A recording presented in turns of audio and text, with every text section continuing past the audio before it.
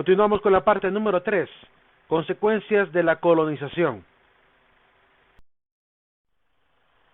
Al ver esta imagen, se nos viene a la mente la frase de George Orwell en su obra 1984, donde escribía: la historia la escriben los vencedores.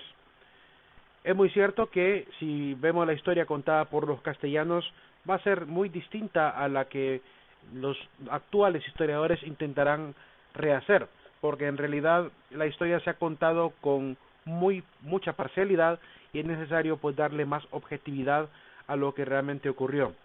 Ciertamente no podemos tampoco escapar de lo que ha sido también positivo. No podemos decir que todo fue negativo. De hecho, hay hay consecuencias positivas y consecuencias negativas dentro de la revisión histórica.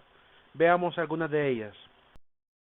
De las etapas de la conquista española en América podemos observar que ha sido todo un proceso largo. Primero el descubrimiento, la exploración, la conquista, la colonización, el proceso de evangelización, el sistema colonial establecido y por último las reformas que estarán haciendo ya entre 1700 y 1800 con la intención de restaurar el orden y recuperar la estructura colonial que se venía perdiendo por el desentendimiento de las autoridades europeas.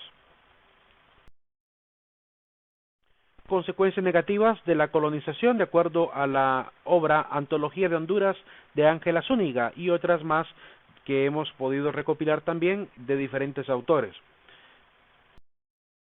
Las consecuencias de la conquista y de la colonización pues son las siguientes: la crueldad innecesaria. Es evidente que la barbarie a la cual llegó el español pues llevó al escándalo incluso a los mismísimos misioneros, que se vieron en la obligación de, como las prácticas eran contra toda moral cristiana, pues se vieron en la obligación de denunciarlo y enviar en cartas la información a las principales instituciones en Europa. Es así como poco a poco se va a empezar a revisar toda la legislación americana y hasta va a aparecer una de las instituciones que ya hemos mencionado, el Consejo de Indias. La crueldad pues los tomaban como que fueran propiedad privada, por lo cual los torturaban, los quemaban, les daban latigazos, los obligaban a trabajos muy duros y por largas horas extenuantes de trabajo, por lo cual eso era evidente que el indígena padeció en gran medida por la falta de supervisión y de legislación al inicio de la conquista. Eso va a ir cambiando obviamente poco a poco, ya después del año 1545 aproximadamente en adelante empiezan algunas reformas legislativas que ya intentan cambiar completamente el panorama. El trabajo forzado, otra de las consecuencias de la conquista. Evidentemente el indígena era la mano de obra y obligado a largas horas de trabajo, por lo cual tuvo que abandonar su sistema de vida, de armonía, ¿verdad?, para vivir obviamente bajo la tutela de los señores encomendadores. La destrucción de la cultura. Hay que decir que esto ocurrió sobre todo en el lado centroamericano. Muchas de las etnias obligadas a salir de su realidad pues fueron abandonando incluso hasta la lengua.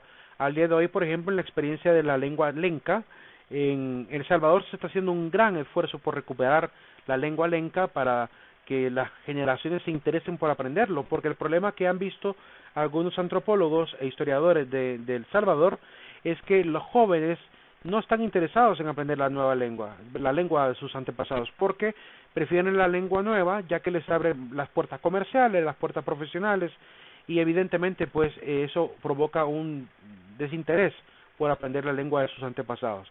Sin embargo, como digo, hay un gran esfuerzo y ojalá que se lograra mantener, pues, igual que los garífunas, que manejan las dos lenguas.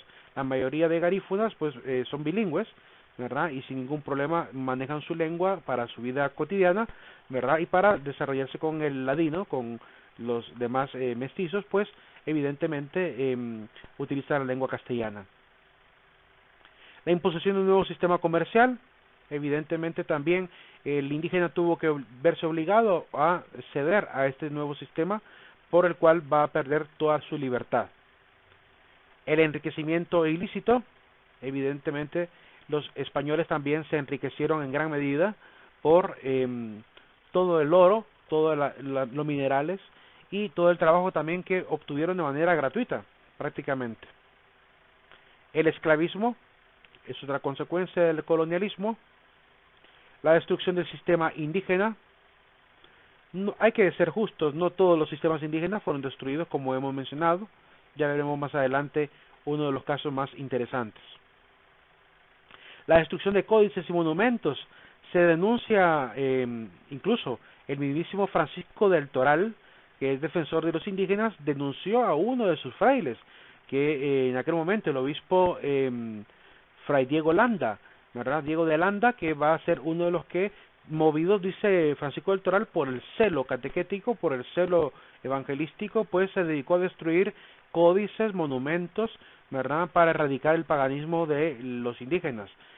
Obviamente eso desde el punto de vista histórico duele, porque perder todo el bagaje cultural que tenían guardado, aunque fuese mito, aunque fuese leyenda, pero hoy en día pues apreciamos muchísimo ese tipo de conocimiento, ¿verdad? Aunque no sea práctico, aunque no sea útil para la vida, pero ayuda bastante la imaginación, se vuelven obras muy importantes como las que mencionamos, Chilambalán, Raminalachi, por lo cual perder estos códices en realidad duele desde el punto de vista histórico.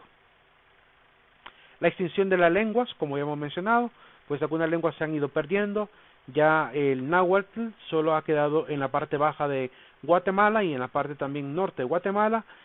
Algunos lugares en Honduras utilizan todavía el chol, entre los chortís, ¿verdad?, la lengua del chol, pero la mayoría de lenguas han ido desapareciendo. Consecuencias positivas de la colonización. El uso de la bestia de carga y monta, eso trajo un beneficio tremendo para el indígena, para desarrollar las tareas de campo. El cambio del sistema de vivienda, aunque esto beneficiaría más a los criollos que a los indígenas. Todavía en Honduras vemos casas de bajareque, como en las comunidades tolupanes. Los edificios coloniales obviamente trataban de imitar el sistema de arquitectura y arte europeo. Mejoras en la navegación, esto es algo que también solo beneficiaría a la gente criolla y a la gente de costa. Los nativos seguían utilizando los pipantes o canoas. Mejora en la vestimenta, será realmente una mejora porque hay que decir algo, el indígena mantenía muy buena salud y apenas cambiamos el sistema de vestimenta, pues comenzó la población a obtener más y más enfermedades porque estaba menos adaptado al ambiente. Así que verlo como un cambio y una mejora pues no es tan cierto, aunque sí hay que verlo hoy en día, pues nos protege del frío, nos protege de muchas maneras. Pero hay que también analizar el tema de la salud, de cómo modificó también pues el sistema inmunológico del individuo al utilizar vestimenta y no valerse simplemente de soportar las intemperies y el clima. También hay que revisar lo que históricamente conocemos, que la vestimenta de los indios, sobre todo los nobles, era bastante bien desarrollada. Con solo ver el penacho de Moctezuma, ya nos damos cuenta cómo en la comunidad de los aztecas tenían un gran nivel de diseño, ¿verdad? También hay que ver el tema de la vestimenta como el huilpil, que utilizaba la Malinche, así que la vestimenta es un aporte más o menos positivo. Tendríamos que decir y ser justos que el indígena tenía su propio estilo de vestimenta, no digamos los mayas. Se mejora el sistema de salud, también, aunque sea mencionado por los libros de historia, hay que ponerle un poco en duda, sobre todo por los nuevos hallazgos, porque ya sabemos que los mayas y aztecas eran expertos en desarrollar muchísimos procedimientos, ¿verdad? Suturaban, daban a luz sin problema, hacían endodoncias, hacían incluso operaciones craneales, ¿verdad? Es evidente encontrar algunos cráneos todavía con algunas incrustaciones de jade, de obsidiana, de amatista, ¿verdad? Y que trataban de embellecer, tenían un sistema también de mejora cosmética, se puede decir, por lo cual no estaban tan retrasados o tan atrasados como creen realmente los españoles. Hay que recordar que también eran capaces de hacer pues algunas operaciones también de cráneo, eran capaces de abrir estos ¿cómo se llama? Espacios para poder operar también y poder quizá sacar coágulos de heridas de batalla o de accidentes. ¿Se erradican los sacrificios humanos? Sí, se erradican gracias a la imposición y también a la enseñanza, porque no solamente fue imposición, también hubo convencimiento, persuasión, hubo enamoramiento también, porque muchos indígenas pues guardaron muy a bien guardar la religión católica, así que no hay que verlo también con ojos solamente negativos. Algunos indígenas aprendieron también la doctrina que muy pronto, en menos de 200 años, algunos indígenas servirán en gran medida a la iglesia, serán sacristanes, monaguillos, ayudarán de gran manera, así que no todo fue por obligación, quizá al inicio era obligatorio que se convirtieran, para abandonar obviamente lo que el español miraba como blasfemia, el vivir bajo de la idolatría. Pero pongámoslo en visión, ¿qué haría un protestante si hubiese viajado a América en aquel entonces? ¿Cómo sería entonces el tipo de evangelización que haría ante una etnia quizá rígida, que no quería abandonar las prácticas idolátricas? Es decir, tratar de ver con mucha, se puede decir, con mucha objetividad lo que realmente ocurrió, porque si lo vemos a lo largo de la historia han habido muchos momentos en los cuales el cambio cultural siempre ha sido con un poco de violencia, no siempre ha sido pasivo, pero en el caso de América sí podemos decir que también hubo muchos avances en la enseñanza de la fe cristiana sin necesidad de llegar a la violencia. Hay una película muy bonita, ganadora del Oscar, de Robert De Niro, creo que es del año 86, no recuerdo muy bien, pero es una película que se llama La Misión, y en esa película aparece, pues, basada en hechos reales, lo que ocurrió en la Amazonía, y cómo los sacerdotes se llegaron a inculturizar tanto con la vida de los indígenas, que se opusieron incluso al sistema colonial portugués, por lo cual no es cierto que toda la colonización en América fue siempre violenta. La violencia la traían normalmente los civiles, pero los religiosos siempre traían otra visión, y gracias a ellos es que pudo nacer la campaña de defensa del indígena, que acabará con la esclavitud muy pronto. En realidad, en menos de 70 años, en realidad mucho menos, porque fue en 1492 el descubrimiento, y más o menos para 1545 ya se había acabado el tema de la explotación indígena, y todo eso fue gracias a la lucha de los frailes. Un pequeño paréntesis, al ver esta imagen importante donde intentamos representar Tikal, qué fabuloso pues pensar en el desarrollo que tenían como ciudad en Tikal, y esto no solamente al ver Tikal, al ver Machu Picchu, al ver cómo se llama Tenochtitlán, al ver Chichen Itzá, Palenque, al ver todos estos lugares, se nos viene mucho a la conciencia pensar en el grado de desarrollo cultural que tenían realmente los mayas, los aztecas, los incas. Sin embargo, hay que tener mucho cuidado con las opiniones, y me refiero a lo siguiente. Este fragmento de la obra de Jaime Zapata, El Encuentro, de 1992, narra en forma casi poética, o un poema mejor dicho, cómo fue el encuentro del indígena con el europeo. Quiero leerlo y hacer una pequeña crítica. Dice: éramos hijos de dioses y nos volvieron esclavos. Vestíamos con oro, hermosas piedras y rico plumaje, y nos volvieron un continente pobre y saqueado. Éramos conocimiento y nos trajeron a su Dios, y junto con su Dios la ignorancia y el desapego de la madre tierra. Así fue como llegó la civilización. Suena muy nostálgico, suena muy melancólico, pero hay que ser objetivos, no hay que andar inventando. Miren, primero, no es cierto que todos los indígenas creían ser hijos de dioses. Normalmente eso variaba dependiendo de las etnias. Algunas etnias sí creían que procedían de los dioses, otros simplemente fueron criaturas de dioses, por lo cual no significa que sus dioses fueran realmente fueran descendencia divina, pues ellos, sino que fueron criaturas también, la misma visión que tuvieron los judíos. En este caso, el hecho de decir que vestían con oro tampoco es tan cierto, solamente los nobles, la gente en la cúspide de la pirámide de la jerarquía maya, azteca e inca, eran los que podían obtener pues esta posibilidad de vestir con piedras preciosas y con oro.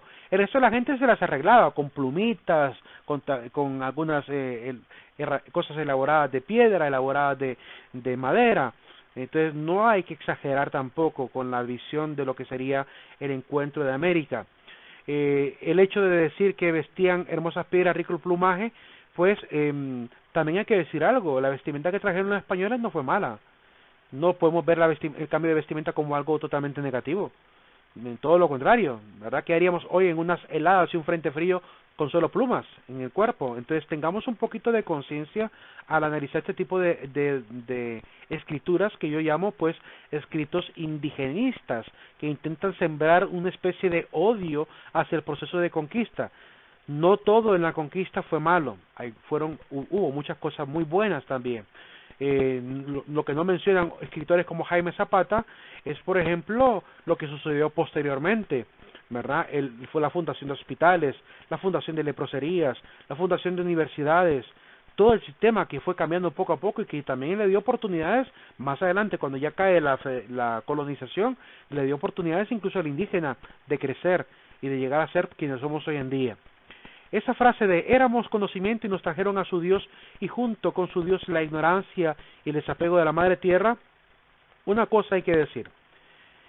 El Dios cristiano, diferente a los dioses paganos de la cultura maya, azteca, inca, hay que decir algo, es una gran diferencia en cuanto a concepción de Dios, porque la imagen que tenemos de este Dios del Antiguo y Nuevo Testamento, sobre todo el Nuevo Testamento que trajo el cristianismo, es la imagen de un Dios lleno de amor y misericordia, mientras que la visión que tenían los mayas, aztecas e incas de sus dioses eran de seres que eran capaces de provocar desgracias en la humanidad y que incluso pedían la sangre de gente inocente para poder sostener su ego. Entonces eso era una convicción de unas deidades pues tan, se puede decir, inmorales en gran medida. Basta con leernos algunas de las obras de los mayas para darnos cuenta de la imagen que tenían. Es muy parecido a la imagen que tenían los griegos de sus dioses, que cometían delitos, pecaban, es decir, que cometían de todo, y esta imagen que cambió el cristianismo no fue negativa, totalmente, fue positiva, completamente, porque trajo la idea de un Dios de bondad, de amor, de misericordia, aunque, como digo, al inicio el proceso de evangelización fue rudo por algunas personas que obviamente se extralimitaron. No era el sentir común de todo el cristianismo, era el sentir de algunos particulares que mancharon el honor de lo que sería el desarrollo de la evangelización, como el caso de Diego de Landa. Pero nadie menciona a Francisco de Toral, nadie menciona a Bartolomé de las Casas, que se dedicaron a defender a los indígenas. Entonces es importante aprender a tener criterio para poder hablar de la historia y no sacar de contexto las cosas y exagerar algunos elementos y ocultar otros detalles, porque eso se llama calumniar. Y la calumnia no es buena, jamás es buena, porque solo siembra odio, siembra rencor, que tarde o temprano genera una olla de presión que puede explotar en una desgracia para los pueblos del futuro.